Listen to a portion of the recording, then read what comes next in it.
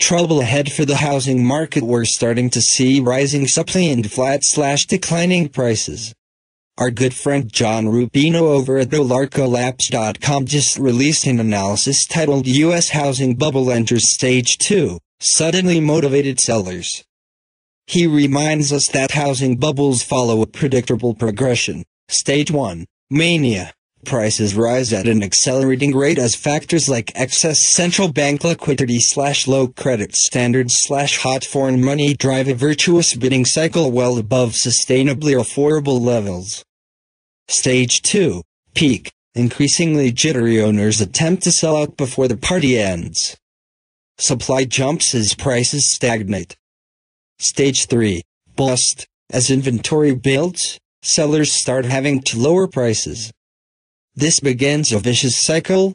Buyers go on strike not wanting to catch a falling knife, causing sellers to drop prices further.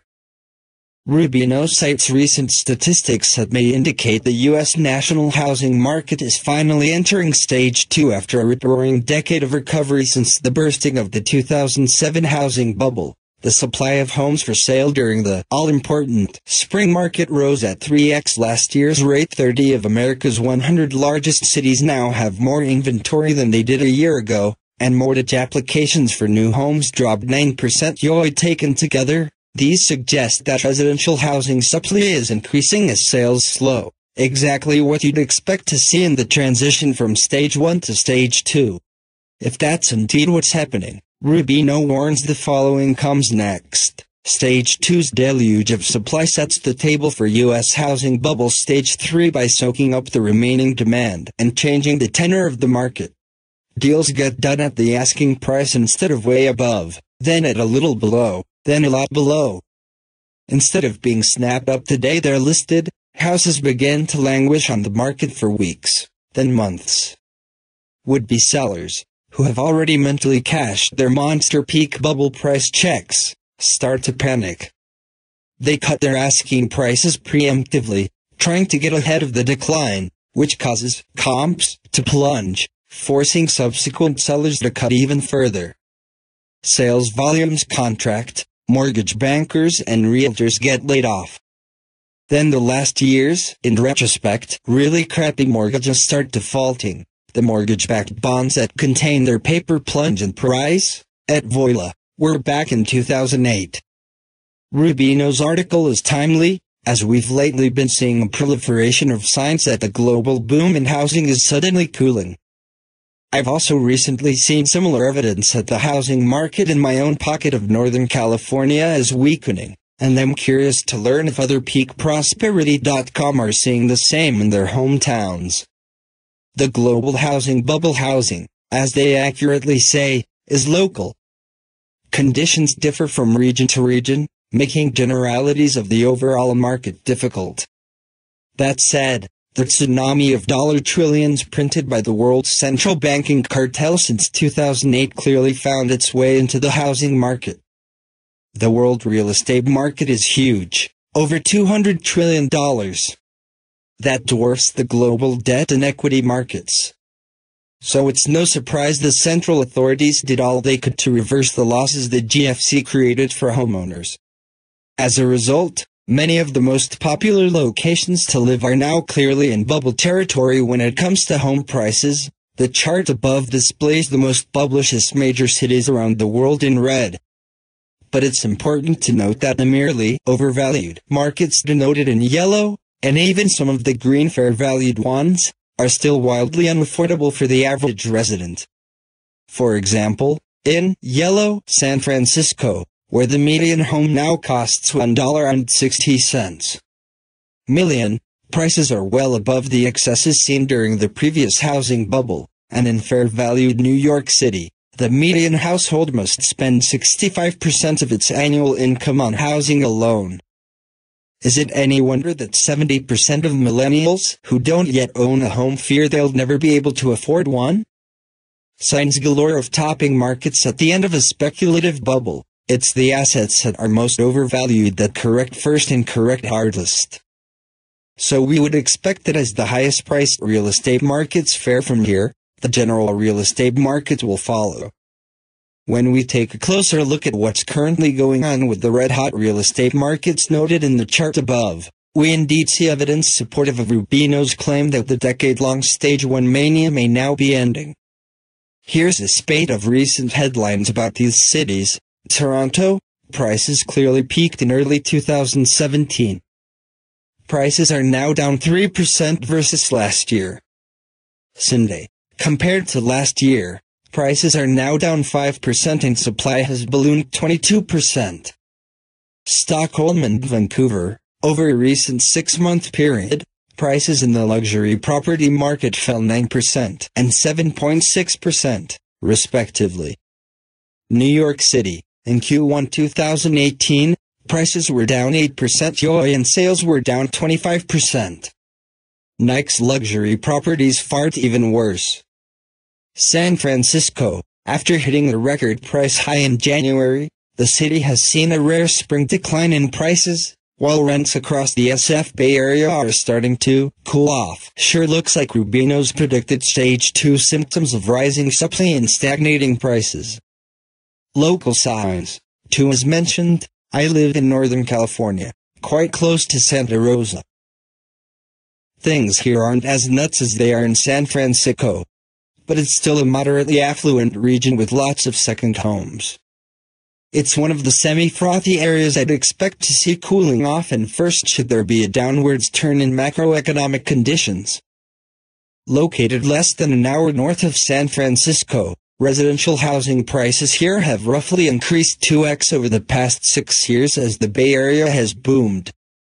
Supply has been in chronic shortage, exacerbated by the loss of thousands of structures burned during last October's Tubbs fire. But recently, for the first time in many years, realtors here are beginning to talk of a softening they're seeing in the local housing market. Median sale prices dropped from May to June, which is counter to previous years.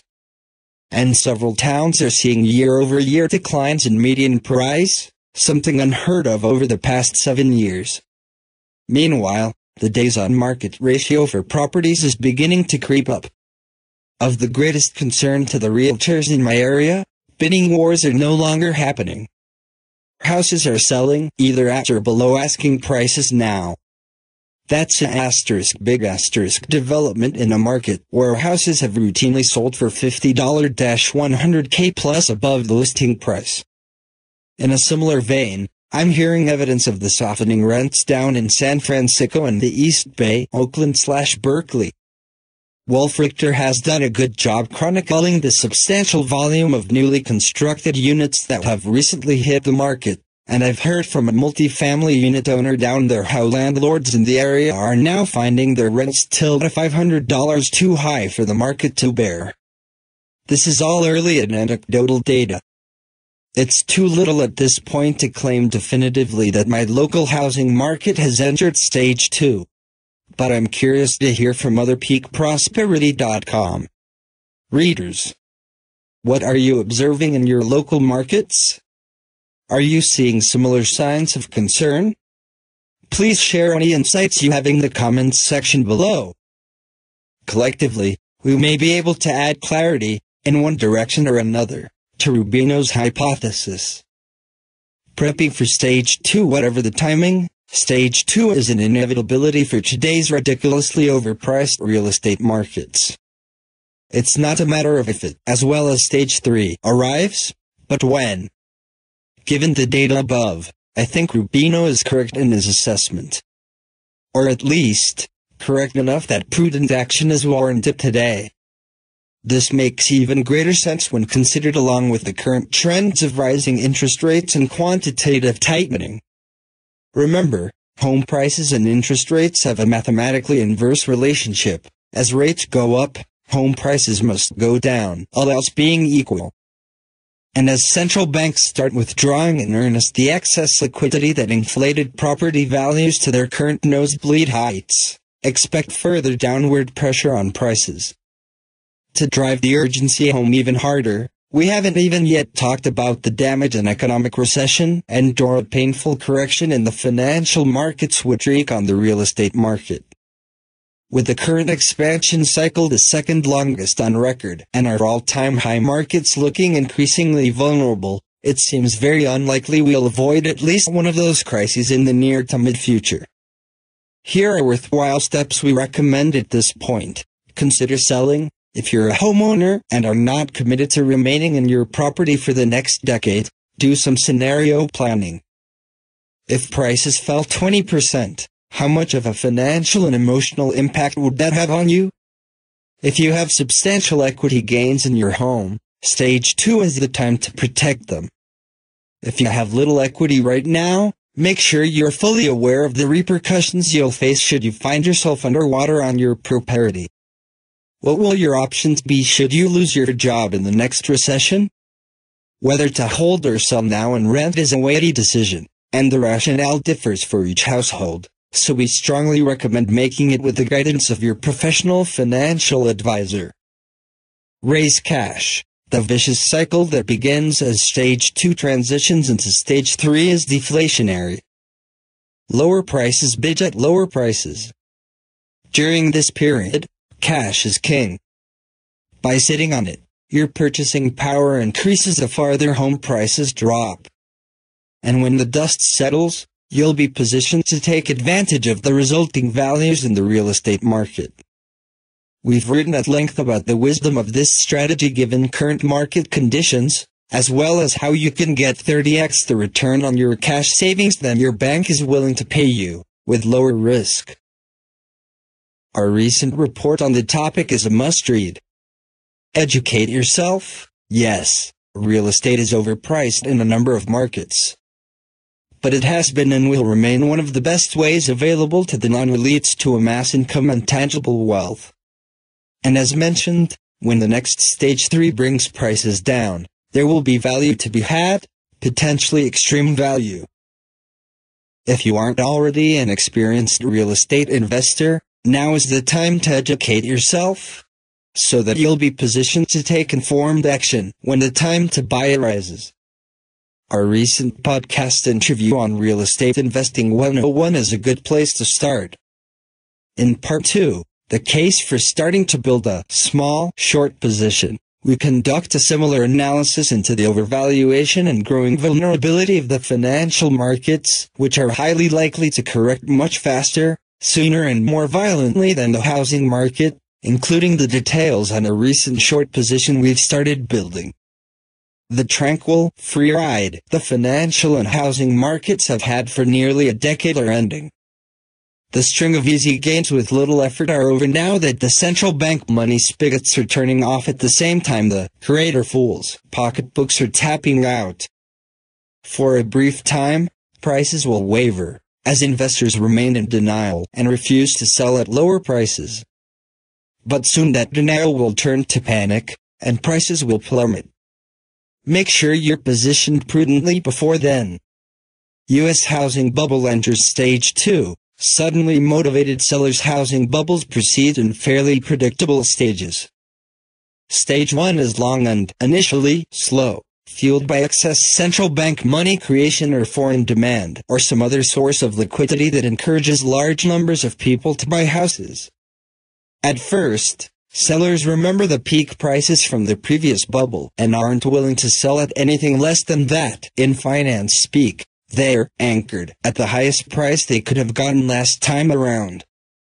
So demand initially outstrips supply, causing home prices to rise, slowly at first and then explosively as increasingly desperate buyers become willing to pay any price while mortgage lenders, seduced by fat fees and confident that they can securitize and offload any kind of dicey mortgage, lower their standards to include pretty much the whole of society. Stage 1 usually ends with price spikes in the hottest markets so extreme that they generate headlines. Like these, Phase 2 of a typical U.S. housing bubble begins when sellers read these headlines and note that prices are now above what they could have gotten in the last bubble. With the memory of how badly, during the subsequent bust, they'd wished they'd sold at the peak still reasonably fresh, they realize that they've been given a second chance to cash out, move to a cheaper, less frenetic place, and coast on their real estate riches. So they call a realtor and list their house. as do a bunch of their neighbors. Supply, out of the blue, jumps. That may be what's happening now. The housing shortage may be turning, warning of a price bubble. CNBC. The most competitive, tightest housing market in decades may finally be loosening its grip, and that could put pressure on overheated home prices. The supply of homes for sale in the second quarter of 2018, the all-important spring market, rose at 3 times the rate of the same period in 2017, according to Trulia, a real estate listing and research company. The inventory jump was the largest quarterly improvement in 3 years and could be signaling a slight thaw in today's housing market. But it is just the start. This seasonal inventory jump wasn't enough to offset the historical year-over-year downward trend that has continued over 14 consecutive quarters, according to Alexandra Lee, a housing data analyst for Trulia's economics research team.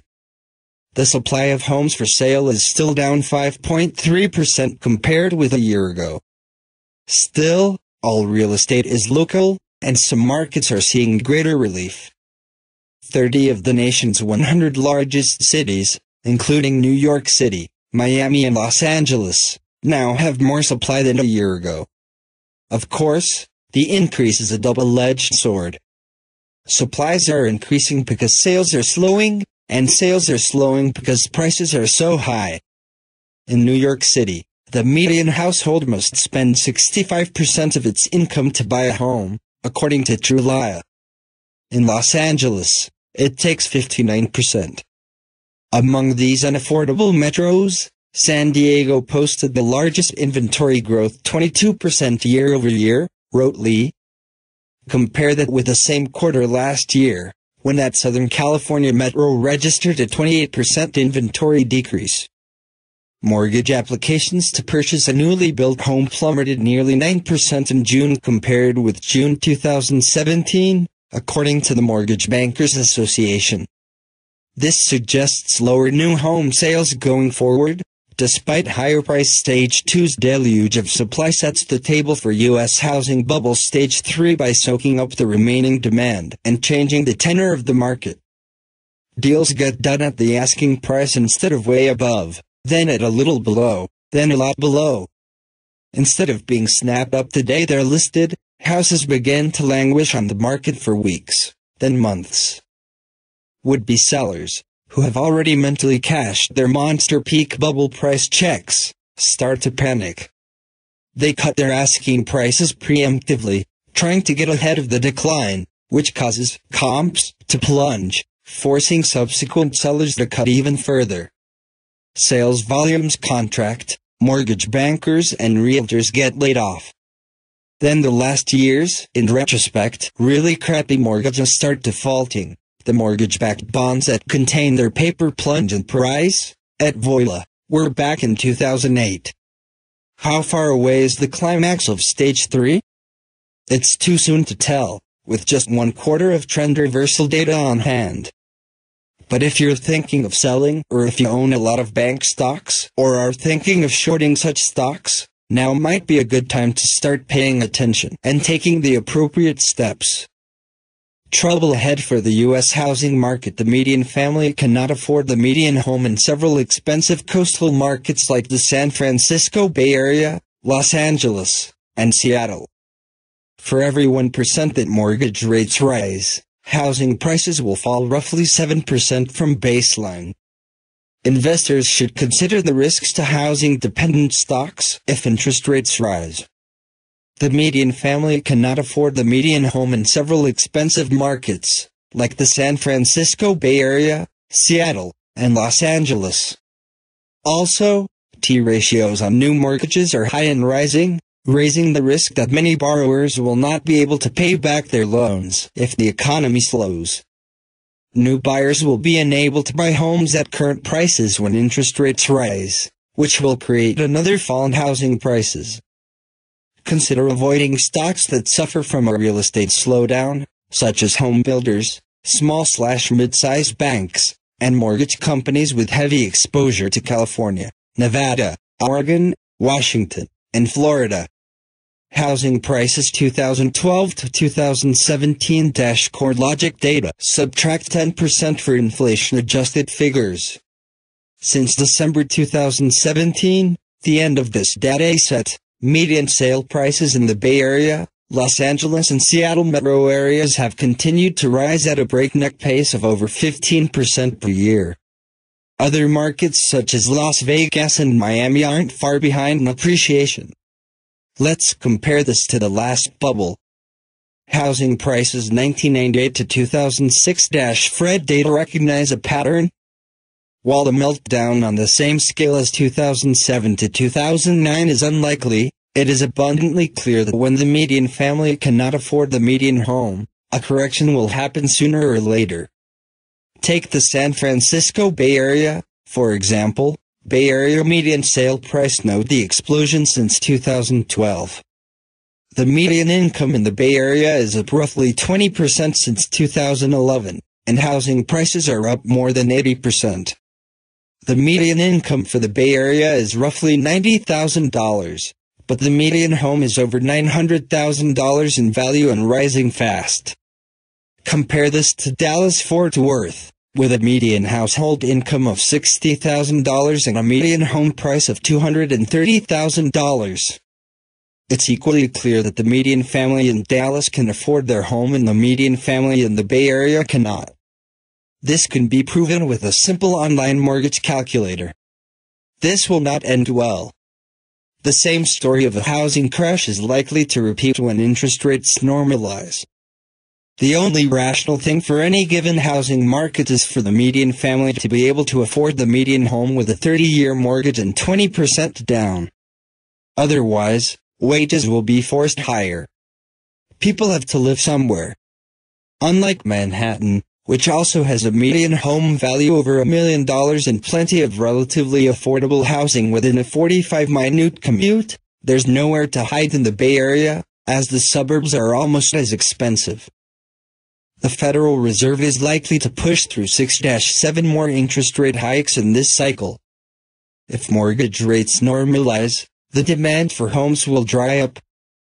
Inflation is likely to rise due to low unemployment and the double whammy of tax cuts and a boost in fiscal spending at the same time. While this is great for growth in the short term, stronger inflation is likely to follow as the unemployment rate continues to fall. The Federal Reserve is tasked with the dual mandate of keeping unemployment low and inflation at roughly a 2% target. In order to do this, they are likely to need to raise interest rates by 150-200 basis points over the next 2 years to control inflation. With QE ending and more normal fiscal policy in place, interest rates across the board will rise. American consumers are highly leveraged. T-ratios on new mortgages have been rising so much so that Fannie Mae raised the maximum allowable T on conforming loans from 45% to 50% in July 2017, under the reasoning that it would give disadvantaged people better chances at buying a house. By February 2018, over 20% of Fannie Mae purchased loans had over a 45% T, pouring gasoline on the fire of rising home prices. Meanwhile, the median income of American families barely budged. Some mortgage companies revolted, protesting that these loans are going to default at a high rate. But as long as Fannie Mae guarantees them, then there will be some portion of lenders who will produce tons of them. Meanwhile, the credit agencies made changes to the FICO scoring system to exclude judgments from credit reports, meaning that today's FICO scores are not an apples-to-apples comparison with past FICO scores. This gives risky lenders the ammo they need to profit off risky loans by selling them to the government or securitizing. Still, avoid the stocks of any banks heavily concentrated on the West Coast, Nevada, and Florida. Mortgage rates over the last 25 years. Rates have never had a sustained increase. Despite the popular perception of tech millionaires, the San Francisco Bay Area real estate market is heavily dependent on financing, as are most West Coast markets. Estimates for cash sales of houses are around 25%. Therefore, Roughly 75–80% of home purchases in the Bay Area are with mortgages. The average T nationwide is roughly 37% and is likely higher in the Bay Area. But what happens to affordability if mortgage rates rise 200 basis points? It turns out that just a 1–2% rise has a huge effect on affordability. Although mortgage rates were in the teens in the 1970s and 1980s, the difference then was that home prices were lower to compensate for high mortgage rates. Today, the prices already are high and will need to come down for the market to stabilize. For every 1% that mortgage rates rise, residential housing prices will fall roughly 7%. Don't believe it? Run the numbers yourself with an online mortgage calculator. Raise the interest rate 1–2% and see what it does to the payment. If inflation hits 3%, which is a reasonable assumption given the tax cuts and increased spending from Washington, then the Federal Reserve is likely to raise rates by 200 basis points to pull a little of the excess out of the economy, placing the short-term rate at 4%. The 10-year Treasury yield should move to its long-term average of 1.5+% above the short-term rate, and mortgage rates should follow roughly 1.5% above Treasuries. This gets you a mortgage rate of 7%, roughly 2.3–2.5 points higher than currently. This will be enough to drop housing prices by 15% across the board and 25% in unsound markets like San Francisco, Seattle, Los Angeles, and Las Vegas. Combine this with a moderate, but not severe economic slowdown, and you might get a decent amount of bank failures. Investors shouldn't look for a repeat of 2008 to 2009, but a crisis somewhat like the S&L crisis of the 1980s is plausible and even likely given declining credit quality and rising prices. There's no need to rush out and sell your index funds, but it may be worth avoiding sectors vulnerable to an overdue cyclical downturn in real estate. The hottest housing market in the U.S. is up 13% and now may be headed for a crash. Home prices in Washington state rose nearly 4% in the first quarter, the most in the nation, and more than 13% from 1 year ago. Strong job growth and tight supplies have fueled the housing market, leading some to fear that it is a bubble. Experts say the housing market is vulnerable to rising interest rates, job losses due to tariffs and local policies against development. Seattle area real estate agent Jerry Martin said he first entered the business in 1977, which means he remembers the days of double-digit mortgage rates and multiple booms and busts. That includes the bubble in 2006 and 2007 and the historic collapse that followed. None of that, he said, quite compares to the craziness that has been going on lately. It would not be unreasonable for a 3-bedroom, 1 3/4 bath, 1,500 square foot home to go on the market, and within the hour or two you're looking at multiple offers, he told CNBC. We've had situations where 20, 30 offers were coming in on a piece of property. The Washington state housing market is the hottest in the country. Prices increased nearly 4% in the first quarter, according to the Federal Housing Finance Agency, the largest jump in the nation. They are up nearly 13% from 1 year ago. That compares to just under a 7% increase over last year nationwide. But inventory, the supply of homes on the market, has not come even close to meeting that demand. The situation is especially critical in the Puget Sound area around Seattle, which has added nearly 55,000 jobs in the last year alone, thanks to hiring at big employers like Amazon, Microsoft and Boeing. Combine the resulting surge in population with a slow pace of construction, and you get a classic crunch. A good, healthy market in any area is probably 4 to 6 months of inventory. Within the last 2 or 3 months, we were, in our primary markets, with about 2 to 3 weeks of inventory, said Martin, a RE/MAX agent and the president of Washington Realtors, which represents about half of the real estate brokers in the state. Martin said the crunch has eased a bit in recent weeks with the start of the peak selling season. Still, Like just about every real estate agent, buyer, seller, homeowner and renter in the region, he worries about where the market is headed next and how much longer the boom will last. The demand for housing has hit nearly every sector: rental apartments, condominiums, as well as single-family homes. Seattle workers are being forced to look farther and farther from the city to find a place to live.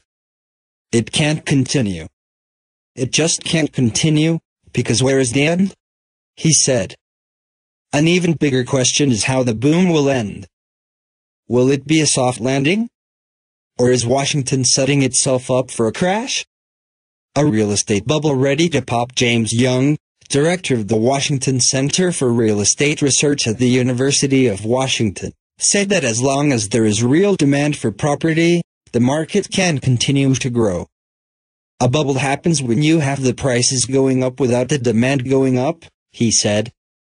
You've still got demand going up in Washington, so I don't see a huge issue here. In its quarterly report on the Washington housing market for the first 3 months of 2018, the center put statewide inventory at a little more than 5 weeks, which it called a slight imbalance. The report said around 113,000 units sold in the first quarter, a 5.1% increase from the same period a year ago. But Young cautioned that the market can change quickly. If demand were to disappear tomorrow, there's a lot of construction going on out there, he said. I'm not sure housing prices would crash or anything, but it's one of those things that you always have to be mindful of. Young said one of the biggest risks to the market involves local policies. The real estate market got a big scare in May when the Seattle City Council approved a so-called head tax of $275 per employee at companies with more than $20 million in revenue. The tax would have raised about $47 million per year to help ease the city's homeless crisis. But when Amazon, widely seen as the main target of the tax, threatened to stop further growth in the city as a result, the council backed down and repealed the tax. A good, healthy market in any area is probably 4 to 6 months of inventory. Within the last 2 or 3 months we were, in our primary markets, with about 2 to 3 weeks of inventory.